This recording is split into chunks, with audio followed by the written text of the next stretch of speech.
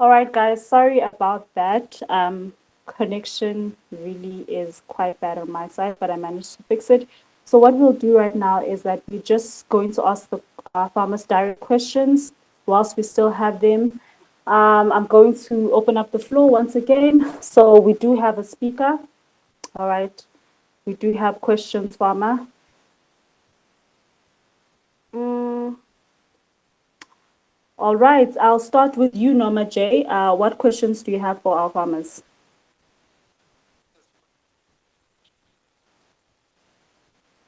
It's a bit off the topic, but it's about goats as well. Firstly, I don't have land.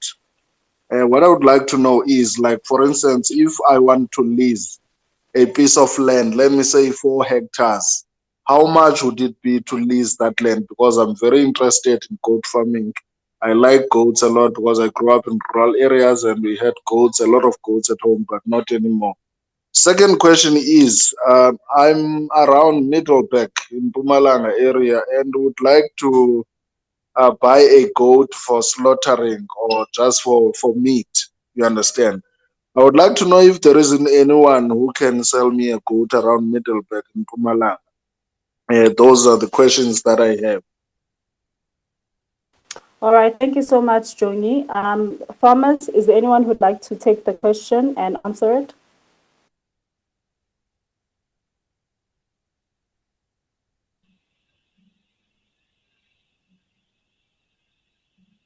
Um, if I jump in, can I jump in?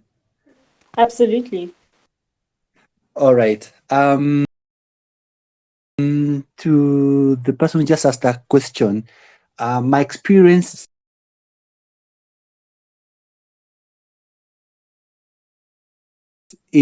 has been both good and bad. I have leased land in my country here in Kenya, and I didn't have a legally binding lease agreement. So I shake on it, and like this guy give him say $100 per acre per year, and I start farming.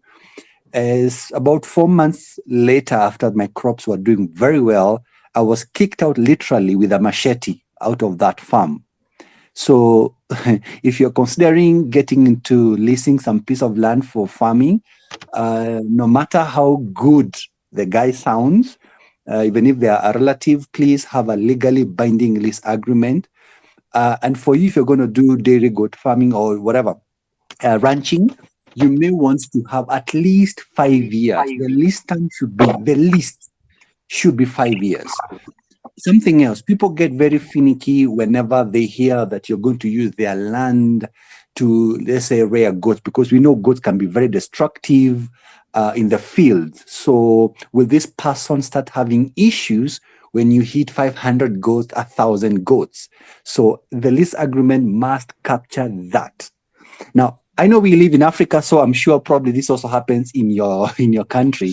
Um, I have tried to lease land, and then the people I was leasing land from, they told the father, the minute you sign a document with this young guy, you've already sold, quote unquote, the land is gone. And I was just leasing. So because of illiteracy rates in some parts of the villages, where you're going to get land, you will find that they'll be a bit skeptical, especially the sons of this guy who owns the land. So involve the entire family, let them be in agreement that they have allowed you to lease the land. And it will be a bit tricky if you have young men, let's say in their 20s, going to 30s. When they see you doing very well, they will tell the father, I also want the same piece of land to farm from. That has been my, excuse me, my nasty experience with leasing land.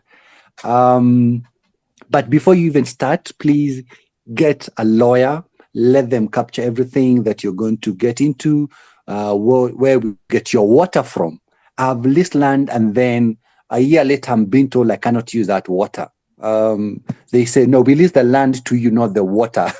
So people get very, very, they change their mind in mid your leasing season. So something else, do not employ his relatives. This guy you have leased land from, please don't do any other business apart from leasing the land, because He would tell you, oh, you know, my cousin, my son didn't go to school, so could you give him a job? And since you are feeling benevolent and being a good guy, farmers are very good people, by the way, if I may say so myself. So you you tell him, oh, it's okay, I can employ your relatives. Now, it will be very difficult for you to discipline his relatives or even your own relatives. Probably people will tell me they have good experiences with their own relatives. Personally, I will never, ever, ever, ever work with a relative. I've never had issues with them, but I just prevent tears. We could normally say to lend in premium tears if you start involving relatives.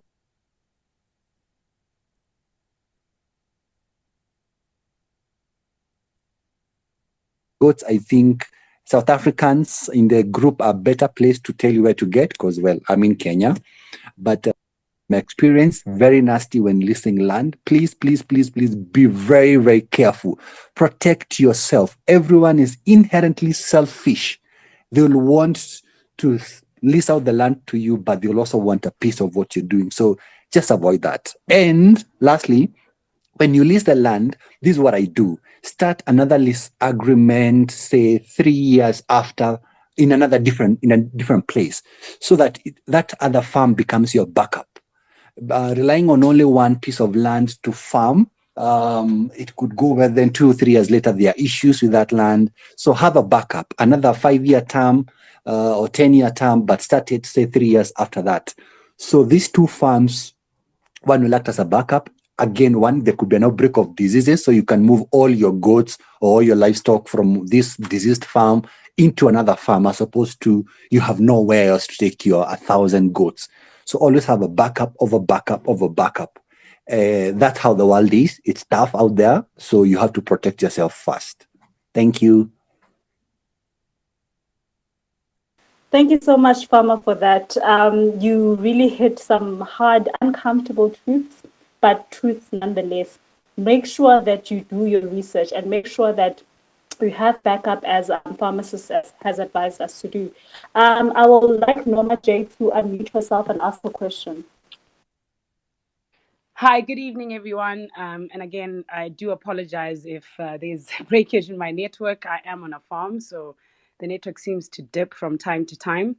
I have got three questions. I guess the first question goes into what was mentioned earlier. So, as a person that's learning how to actually take care of goats, I literally took the advice of starting small. I am still small, still trying to learn how to take care of goats. Bought those Boer goats, and the person said that they are pregnant. Now, those goats were bought in December. It is May, and they still haven't kid by now. So, I actually wanted to find out. I guess my first question is, as a person that's getting into goat farming, what do you do in an instance where you buy a goat where it was said to be pregnant and then you find out it's not? That's the first question. Second question is, what kind of tips do you guys have for newbies like myself, where if I look at a goat, this is what I need to look out for if it's pregnant. This is how it looks, particularly to Boer goats. And yeah, so I guess those are my two questions. I'm just trying to remember what my third question is. So what happens? How do I actually spot and actually see, okay, this goat is actually really pregnant as a new goat farmer or a person that's learning how to actually raise goats? And what does a person do in an instance where you have bought a goat that was said to be pregnant, but it actually turns out to not be pregnant, and you actually know the person you bought the goat from? I'm actually asking for myself. All right. Thank you so much, Norma, for that. Zazu, would you like to take the question? Norma, you go and beat up the person who sold you the goat because okay, I'm joking. Yeah, look, this kind of things happen, right? And sometimes a goat might be pregnant when it's actually sold to you, but for whatever reason it then aborts. This is my own personal view, and I'm actually interested to hear what the other farmers. Yeah, I see Farmer Po is not on. But I actually normally don't like buying pregnant goats because I don't know which beast is impregnated that goat. So I would rather buy a goat that's dry and and I breed it with the bug that I actually choose to breed it with. Right. So that's the first piece of advice that I can give around buying pregnant goats. But if you really want to buy pregnant goats and you really want assurance, there are scans that a vet can do to actually determine if a goat is pregnant or not. But that's a little bit expensive to actually get that service done. Yeah, I guess Pamampo, I'm interested in your own advice. My philosophy says you don't buy pregnant goats, just buy open goats and breed them yourself, rather than relying on what someone else has done, because you might actually think that they've bred that goat with a good quality bug, and when they've actually bred it with a nasty bug, and you get kids, but they're not actually going to improve your situation as a farmer, or move you forward. Hi, Gugu. Hi, Farmer. Gugu, Thank can you you. hear Welcome me? back. Yes, we can hear you. Hello, Yes, we Gugu. can hear you, Farmer. So Norma J has a question. Yes, Farmer. Hello. We can hear you. Oh, guys, network. All right. Norma, are you satisfied with the response? Hello, Gugu. Yes, I am satisfied with that response, but I would Hi, like to Farmer. hear. Hello, Gugu. Yes, Farmer. Can you hear us? Can you hear me? I can't hear anything. Ooh, our network is a problem everywhere we are. No, Farmer, can you hear me now? All right, no, it's fine, guys. Let's work with farmers who have good connection, and when they come back, I guess we can repeat the question. So Norma, we'll just keep your question in mind. Over to the next one, Comrade King. Do you have a question? Sorry, Gogo. Yes. Norma actually had a follow-up comment, so I was actually interested in hearing what the follow-up comment was Oh, before all right, we no go to the problem. next. Norma, continue. Sorry, I just wanted to actually ask. I remember my third question. Can you feedlot goats? And then I'm done. Thank you so much. Thank you. Can you feedlot goat farmers? Farmer Paul, are you with us?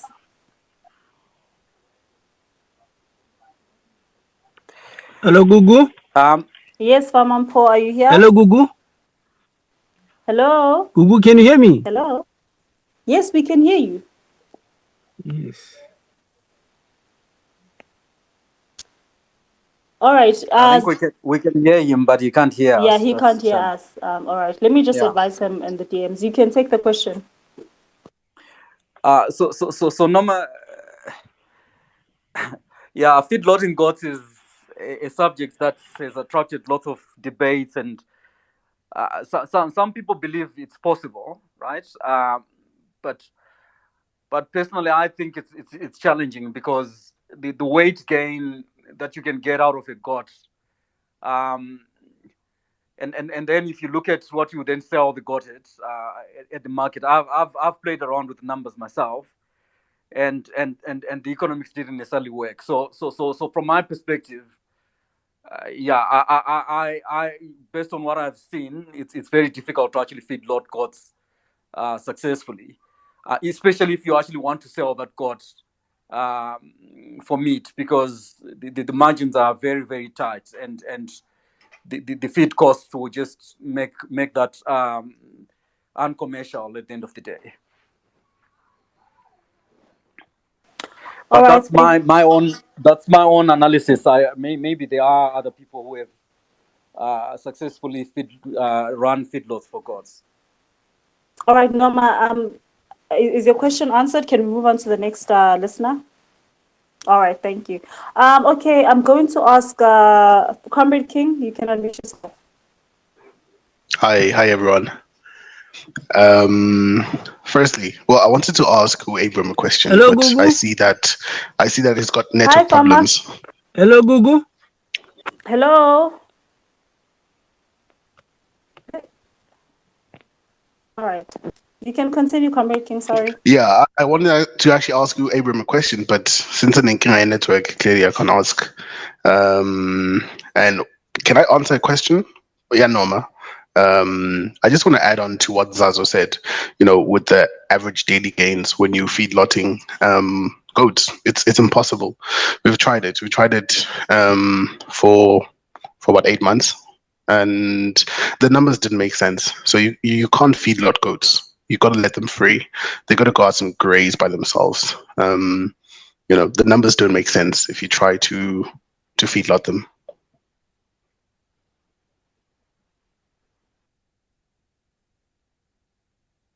All right, thank you, Comrade King. I'm going to ask Sodium to unmute himself and ask the question. Oh, okay. Thanks. Evening, everyone. Google, I've got quite a number of questions here because I started with you guys and I was doing notes. I'm kind of like I'm chipping into this goat farming, and then started with 6 goats, and then already 3 they're dead. And then I've noted the mistake that I did from the speakers along the way. I'm not that very big farmer. I'm farming to a village. I've got a 50 by 50 space, 50 by 50 meters land. Actually, my target market is people around the village who want these goats for functions. And the type of breed that I'm using is a mixed breed of Bure goats, because I've realized that few Bure goats, they die. But my questions, or most of my questions, they are more into goats producing more goats, kind of like mating. I want to understand more. What can I do when it comes to mating? What can I give my goats? Like the first question is there sort of medications that I can give my goats so that they can produce more goats, or they can mate now and then? And then the second question is, how do I notice that the goat is on heat? There is, I think Zazo was explaining something like how he separates his goats, the male and the female, so that they can be on heat and then they can mate. So I want to know, how can I notice that the goat is on heat? And then the other question is, can All right, I like? Sodium, sorry to interject you there. Let's just try to do your question one question at a time. So, Okay, cool. farmers, if you anyone who would like to answer Sodium on his 2 questions.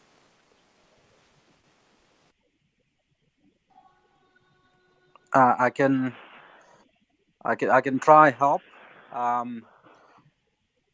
So contrary to what most people believe, there is no libido or there's no Viagra for gods. Actually, I've seen some some products that are marketed as Viagra for gods, but the best Viagra for gods is actually taking good care of them, making sure that they are fit, making sure that you provide adequate nutrition, and then action will happen naturally. You then won't need to buy any Viagra for them. So most of the reason why some goats don't reproduce is because the nutrition is not adequate. So you really need to invest in understanding what is a balanced diet for a goat, and you then make sure that you provide that for your goats to make them breed properly. And then the second question around knowing when a female goat is on heat. Most female goats, when they are on heat, they are very excitable. They actually mount other goats. They wag their tails in a certain way. And then if you actually check, if you then check closely its backside, it actually turns a certain color when it's on heat. So those are the telltale signs that it's on heat. But mostly, it's around it's actually mounting other goats, and also when it gets close to a male, even if it's on the other side of the fence, it actually wags its tail and invites the male. That's its way of inviting the male to mate. Oh, okay. Cool. So yeah, the other one is it's on medication. It's kind of like I had a goat that I think it had diarrhea, so I was trying to inject it, and then I did a mistake. That injection went through the skin and comes out. You see.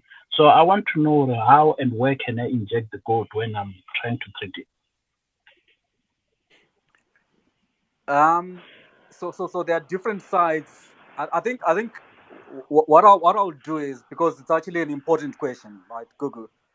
Um, because it's difficult to actually explain it um, without necessarily showing someone pictures. I commit to sharing to actually sharing on my timeline later on how to actually inject a goat. There's a nice picture that I have that illustrates how to do the different sides, because they are for different sides. You actually inject the goat in a certain way, and then the way you hold the needle either makes it go under the skin or into a vein, or so it's I'll share that on my timeline later on, and then farmers can then benefit from can then refer to that resource. Oh, okay, cool. And then maybe you can answer me. How can I treat? Because I realize that goat is injured already. How can I treat it? If a goat is injured, Yes, from that injection that I was saying. um, let farmer maybe get in touch with me, DM me, Oh, because okay, cool. I'll need you to Yes, send me a yeah, picture of the injury so that that would be so very that I can No, see effective. it, and then Yes. yeah, yeah. maybe the last question. How do you deal with the stock theft? Oh yes, and I Yeah, want to add so on that's to an that. Sorry, Farmers Azu. I want to also add on to that which kind of dog breed you use for your goats. so my security is four pronged. I use guinea fowl, and someone will say, "Well, why is guinea fowl a security feature?" Guinea fowl are very attentive birds, and if there's anything that goes close to the crawl, they actually make a lot of noise. So they actually they are an alarm system, right?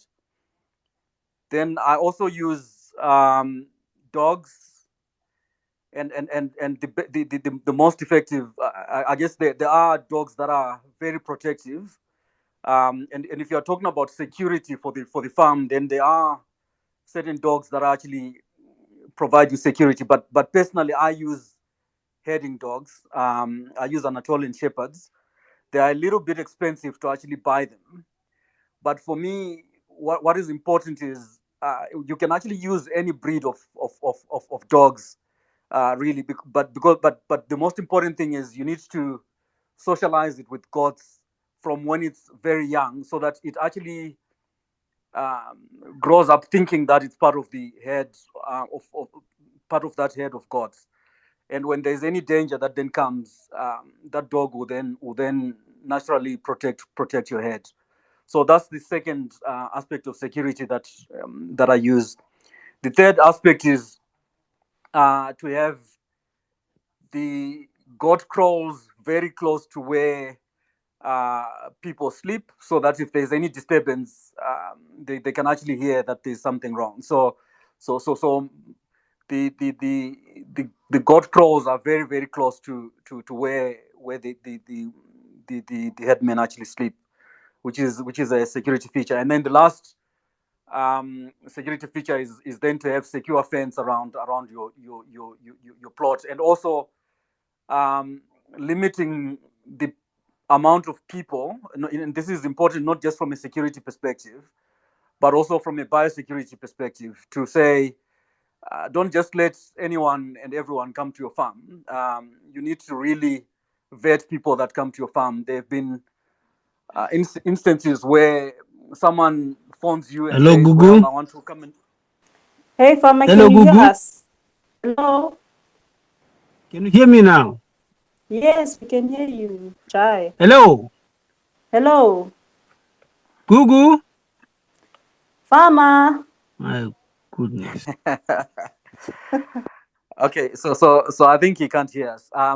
So I was saying there have been instances in the past where someone calls you and says they want to have a look at your goats, they want to come and buy goats, you let them onto your farm.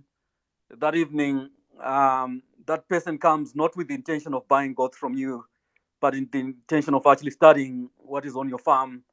And then uh, that same evening, you then get your goat stolen.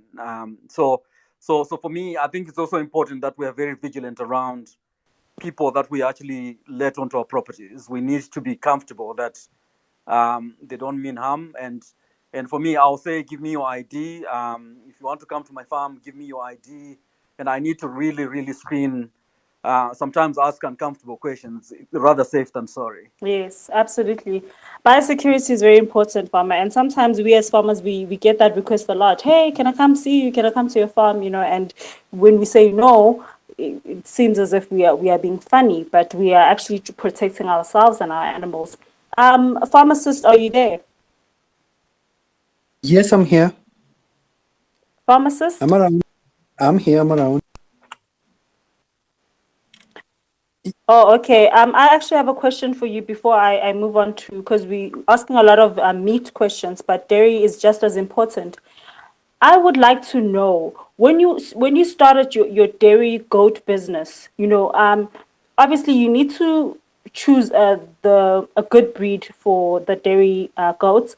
What do you need to look at? Because I know with cattle you need to look at the temperament of the animal, and with the dairy goats, do you even have to check the udders and why? All right. Thank you. One of the things my mentor mentioned, and I wish I had spent more time with him. He told me when you're looking at a dairy goat, it's not just the looks. Because I'm a man, I'll go for the looks. She has nice teeth, rather an udder. That means the word udder. And I thought because she has a nice udder, then most likely she will be a good producer. But that's not always the case. Big doesn't always mean you get a lot of milk. It doesn't work like that. Actually, these are one of my goats. She's outside to this, but she's not the best to look at. But she's my highest producer. It's a Sanen. So I'm no longer going for the looks anymore. But when it comes to dairy goats, Toggenburgs are like top. Toggenburg and Sanens are heavy producers. But there's also a danger in the same breath. There's a danger of going for the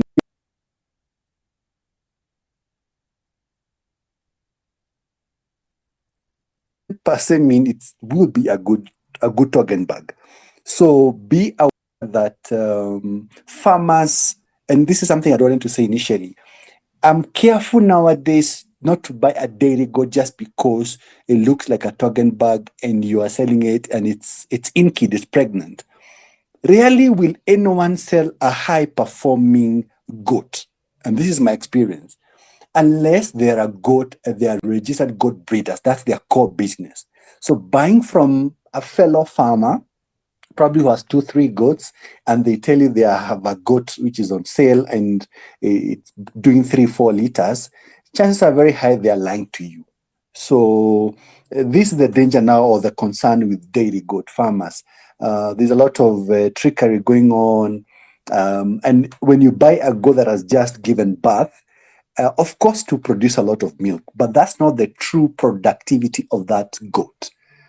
I have also seen we call them alpines. Initially they were called German alpines, but now in Kenya we are now calling them Kenyan alpine because of a lot of inbreeding has taken place. So you don't even know exactly what breed you're going for. So alpines, British alpines, German alpines are pretty good breeders. They will survive on winter, summer, any season. They will survive. But the wedge shape of the goat is also something you should also be looking out for. The more wedge shaped it is, and I'm sure if you Google signs of a good dairy goat or even a cow, you will get what I'm talking about.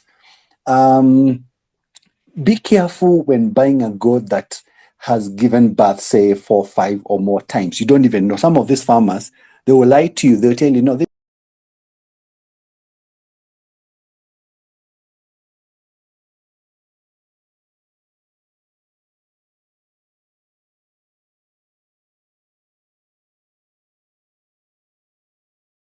kids that are not productive in the long run. So go for young ones if you can, but buy from a credible breeder. And lastly, let me add this insurance. I think it's high time that anyone who works for an insurance company to think about how can you insure goat farmers.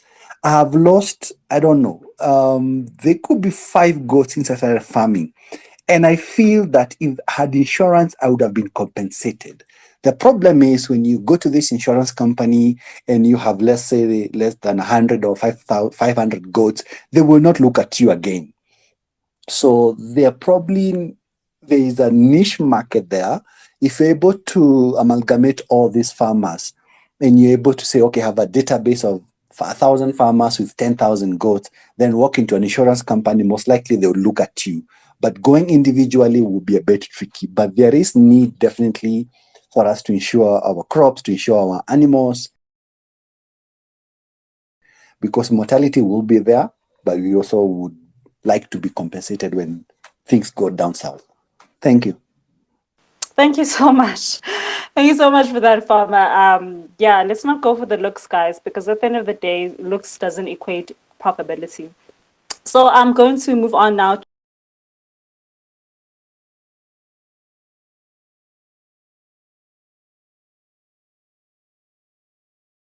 to our next speaker. Clarence, do you have a question? You can unmute yourself. Thank you, Gugu, and much respect to the senior. I have enough land, and in my mind, I'm thinking, does this require me to split my land where I start dividing or taking away the males to put them in one corner of the farm and leave the females alone and only perhaps bring the males to come and mate with them and that sort of thing? I am confused. And what is happening is that because of the inbreeding, we are reporting pregnancies that are just, dropping as a result. I think it's because of the inbreeding. With another set of bugs. So you said you've got a big farm, so that might be one avenue that you can actually explore, where you then divide your farm into different sections, where you then keep different bugs and manage the breeding that way. Thank you so much, Farmer, for that elaborate answer. I think you have answered Clarence very effectively